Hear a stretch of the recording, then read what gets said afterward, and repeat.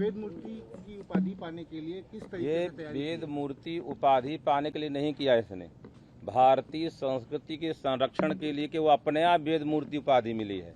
हमारे भारतीय संस्कृति में ब्राह्मण का अथवा जितने सनातन धर्मी लोगों का है आने का निष्कारणों सडंगो वेदो अध्ययो गेयस्या, बिना प्रयोजन के केवल धर्म रक्षण के लिए वेद अध्ययन करना है।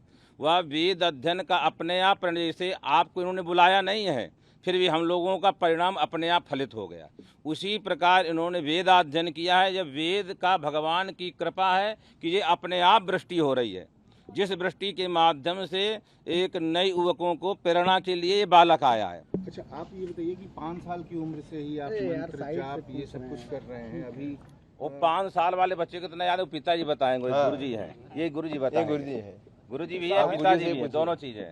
ऐसा है। हाँ, उपनयन संस्कार के बाद उसका अध्ययन चालू हुआ है और लगभग 9 से 10 साल में उसने अभ्यास पूरा किया है।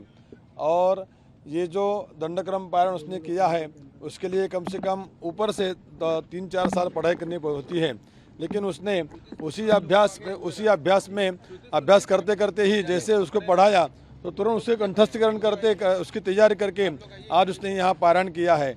और जैसे स्वामी जी ने बताया उस प्रकार से ये जो पारायण हुआ है किसी उपाधि को प्राप्त करने के लिए बिल्कुल हुआ नहीं है, क्योंकि ऐसा लगता है कि किसी प्राप्ति के लिए पारायण किया है, बिल्कुल यह गलत संदेश जाएगा।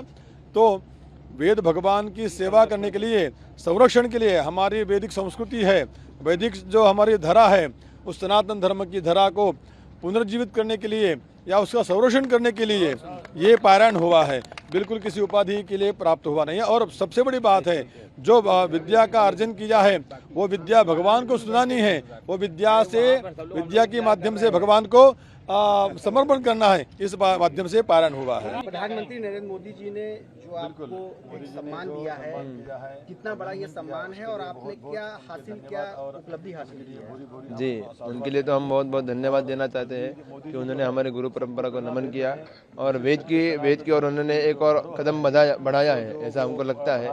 और उसके लिए हम धन्यवाद कहना चाहते हैं और आभार प्रकट करते हैं हमारा। जो आपने उपलब्धि हासिल की है इसके बारे में खड़ा होगा ये कितनी बड़ी, क्या अगर अपने शब्दों में आप नहीं कह सकते फिर भी ये कितना बड़ा अचीवमेंट है, कितनी बड़ी उपलब्धि है? अभी हमारे लिए तो कुछ अचीवमेंट हुआ ही नहीं है, अभी तो बहुत कुछ अचीवमेंट करना बाकी है।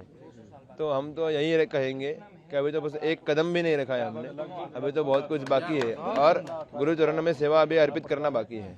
ये क्या आपने हासिल किया इसके बारे में जरा बता दीजिए। वो गुरु जी बताएंगे आपके बारे में। एक लाइन में बता दीजिए जो आपने किया है, क्योंकि ये पहले 200 साल पहले ये सोचा गया था इतिहास अपने शब्दों में ये किस तरीके से क्या संदेश? इसके पूर्व में 100-200 साल पूर्व आप में सुनिए, इनका सुन लीजिए। नासिक में नारायण शास्त्री गुरुजी थे जिन्होंने इसी परंपरा से यह पारायण किया था। उसके पूर्व में किसी ने किया यह माना नहीं जा रहा है।